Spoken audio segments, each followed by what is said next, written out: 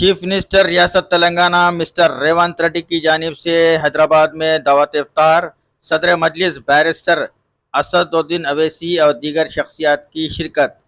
Chief minister Revanth Reddy की जानिब से हैदराबाद के एलबी स्टेडियम में दावत इफ्तार का अहतमाम किया गया।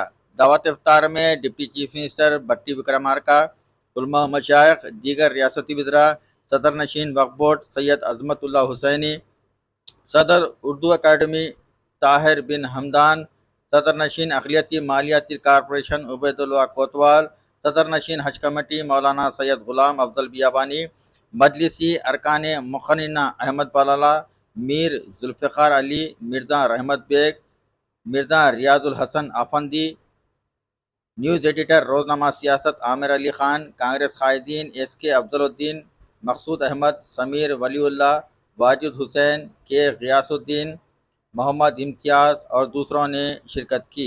तेलंगाना सरकार के तरफ पहला जुम्मे के दिन जिम्मेदारी लेके इफ्तार देने के लिए हम सरकार तय किए। इस मौके पे Hyderabad member of parliament MIM सदर साहब असदुद्दीन ओवैसी साहब, डिप्टी चीफ मिनिस्टर भट्टी विक्रमार्का जी, मेरे भाई मोहम्मद अली शबीर जी, मंत्रियाँ, बाकी के एमएलएस, चेयरमैन, साथियों, पूरे परिवार को मैं ईद मुबारक बोलना चाहता हूँ। ये ईद रमज़ान महीना बहुत बरकत महीना, आप लोगों को मालूम है। हम जिम्मेदारी लिए सेक्युलर सरकार चलाने के लिए कांग्रेस सरकार में क्रिश्चियन माइनॉरिटी, मुस्लिम माइनॉरिटी, हिंदू सबको साथ में लेकर हम आगे लेकर जाएंगे। जब जब कांग्रेस पार्टी सत्ता में थे, माइनॉरिटी के लिए हम 4% रिजर्वेशन दिए और कॉरपोरेशन से लोन्स भी दिए। अब इस बार भी माइनॉरिटी वेलफेयर के लिए कांग्रेस पार्टी अच्छा प्रोग्राम्स लेकर आएंगे।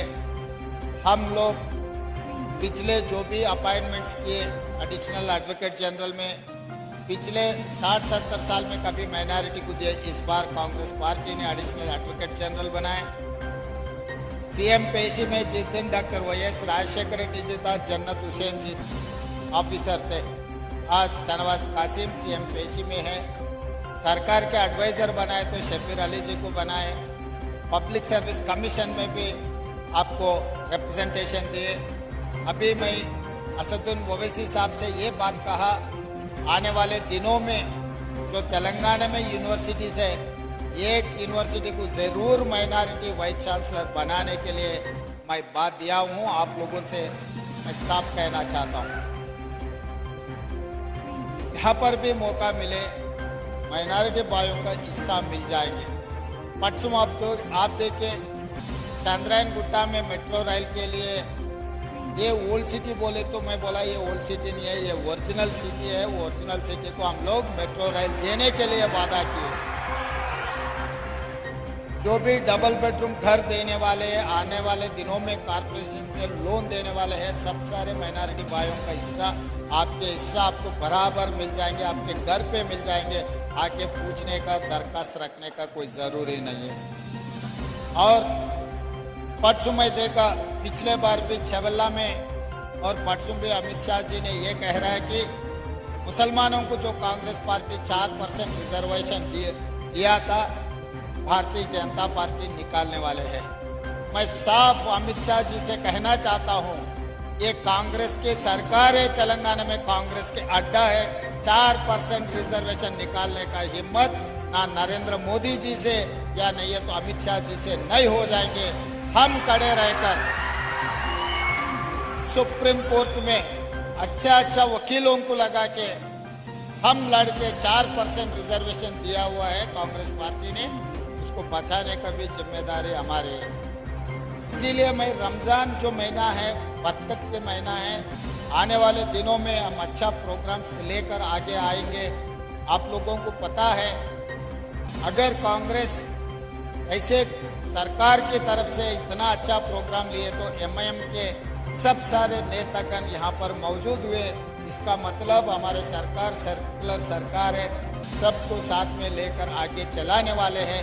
आप लोगों के दुआ रहना, इस महीने में हम जो भी मांगेंगे अल्लाह मियां से सब मिल जाएंगे। आप सब लोग 4 करोड़ तेलंगाना जनता के लिए दुआ मांगो। तेलंगाना सरकार, तेलंगाना तरक्की करना है, दुनिया में सबसे आगे जाने के लिए आपके मदद बहुत ज़रूरी है।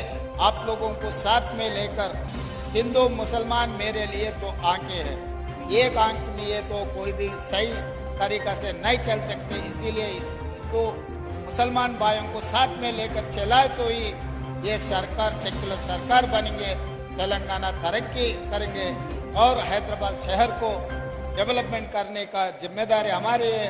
जो रूरल एरिया में है, आज के दिन हम जितने भी चेयरमैन बनाए यहीं पर है। आप लोगों को मालूम है अजमतुल्लाह साहब को हम वक्फ बोर्ड के चेयरमैन बनाए और हमारे भाइयों को 4 चेयरमैन दिए, 4 के 4 अभी मंच पे बैठा हुआ है। इसका मतलब हम कभी भी कुछ डिसीजन लिए तो हर बार हम सोचते भाई हिंदू के साथ साथ मुसलमान भाइयों का हिस्सा भी उन लोगों को बराबर देने के लिए कोशिश कर रहे हैं। और मैं साफ कह रहा हूँ 4% रिजर्वेशन के लिए माइनॉरिटी टीम्स को स्कूल्स के अच्छे बिल्डिंग्स बनाने के लिए हम फंड्स भी रिलीज कर दिए। और एजुकेशन के लिए आपको जो ज़रूरी है हर गरीब को एजुकेशन में हम लोग माइनॉरिटी टीम्स में अच्छे सुझाव लेकर हम आगे जाएंगे। नौकरियों में भी नोटिफिकेशन देते जा रहे हैं। इसी एलपी स्टेडियम में हमारा नौकरियों का जो बच्चों को दिलाए और यहीं हमारा सरकार बने। एलपी स्टेडियम का मतलब यहाँ पर जो भी होते वो पत्थर के लकीर है। जिस दिन दिसंबर 7 को हमारा सरकार बने यहीं बनाए। आज भी रमज़ान ये त्यौहार भी यहीं बना रहे। ये हमारे लिए एलपी स्टेडियम बहुत कीमती की जगह है। आप लोगों को सबसे मिलकर हम बहुत खुशी हो गए। पहले जुम्मा में रमज़ान ईद हम बना रहे सबको। और एक बार मैं ईद मुबारक देते हुए यही खत्म करता हूँ मेरा 2 शब्द।